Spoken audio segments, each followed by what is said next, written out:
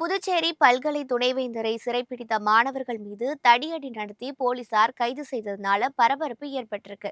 புதுச்சேரி பல்கலைக்கழகத்தின் காரைக்கால் கிளையில் படிக்கும் மாணவி ஒருவர் தனக்கு பேராசிரியர் ஒருவர் பாலியல் தொல்லை தருவதாக அழுதபடி பதிவு செய்யப்பட்ட ஆடியோ சமூக வலைதளங்கள்ல பரவியிருக்கு.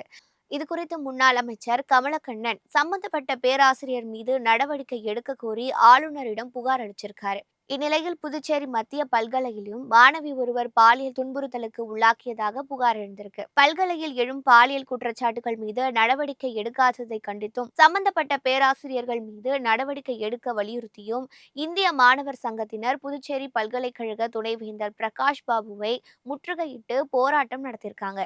இதனையடுத்து நள்ளிரவில் பல்கலைக்கழக வளாகத்திற்குள் நுழைந்த போலீசார் போராட்டத்தில் ஈடுபட்ட மாணவர்களை தடியடி நடத்தி கைது செஞ்சிருக்காங்க.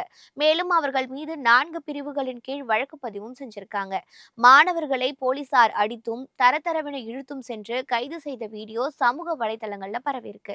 அதை பார்த்து ஆவேசமடைந்த சக மாணவர்கள் பல்கலை நிர்வாகத்தை கண்டித்து போராட்டத்தில் ஈடுபட்டதோடு துணைவேந்தர் உருவ பொம்மையையும் தீயிட்டு எரிச்சிருக்காங்க. பல்கலை வட்டாரத்துல தொடர்ந்து பதற்றம் நிலவி வருவதனால அங்கு போலீசார் பாதுகாப்பு பணியில ஈடுபட்டிருக்காங்க.